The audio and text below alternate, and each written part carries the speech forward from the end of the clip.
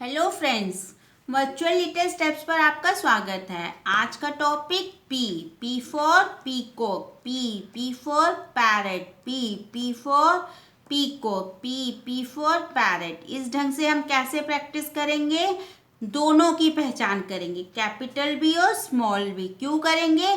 Capital लिखने के बाद, कैपिटल अल्फ़ाबेट्स लिखने के बाद हमें स्मॉल अल्फ़ाबेट्स भी लिखना है, इसीलिए हम दोनों की पहचान करेंगे।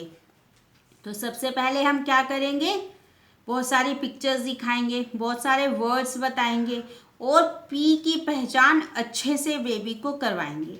ये करने के बाद हम और क्या करेंगे बच्चों के लिए?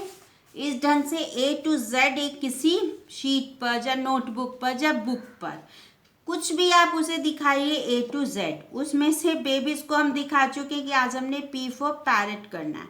तो अब अल्फ़ाबेट्स में से A to Z में से सबसे पहले बेबी से आप ये पूछे कि P लेटर कहाँ है। तो सबसे पहले अगर बच्चों ने बता दिया कि ये है P तो ठीक है, नहीं फिर आप उसको फिर से करवाइए A to Z।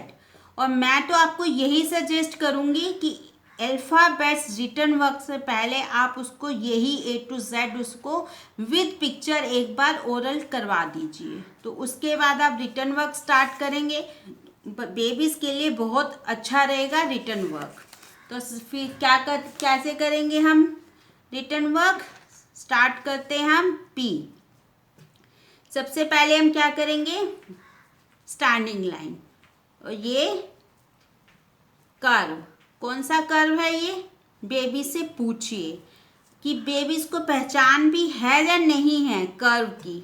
तो आप सबसे पहले फिर ये दोबारा लिखिए, वन स्टैंडिंग लाइन और ये कर्व। बेबी से पूछिए कौन सा कर्व है, फिर दोबारा पूछिए वन स्टैंडिंग लाइन और ये कर्व। ये कौन सा कर्व है? राइट। बेबी ने बताया, पूछिए 2-3 बार लिखने के बाद पूछिए कि ये कौन सा कर्व है। अगर बेबी ने बताया तो ठीक है, नहीं तो फिर आप उसे फिर से आप कर्व्स की एक प्रैक्टिस करवाइए। तो ये लेफ्ट राइट कर्व भी करवा लीजिए पी करने से पहले। और सबसे पहले हम फिर से क्या करेंगे? वन स्टैंडिंग लाइन, ये राइट कर्व इस ढंग से।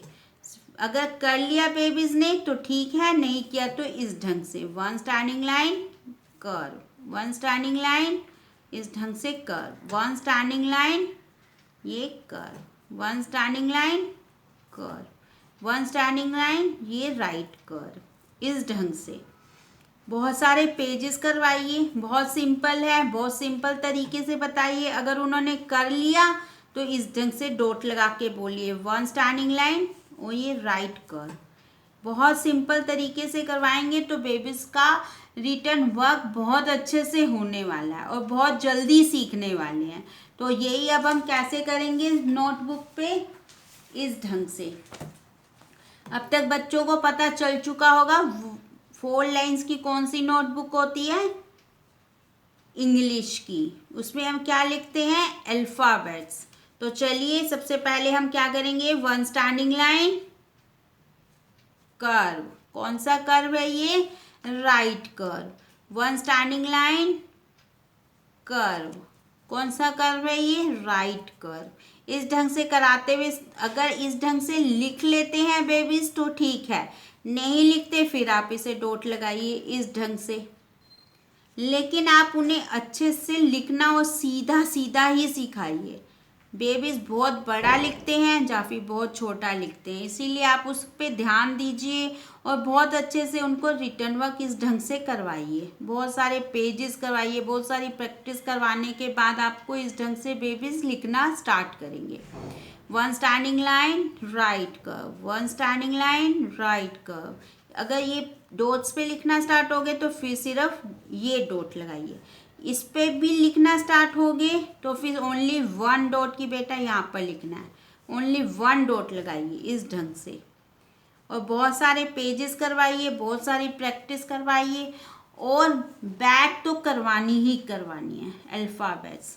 बैक रिवीजन किस ढंग से होगा? ऐसे इस ढंग से पूरा करवाइए। C D E GHIJKLMN,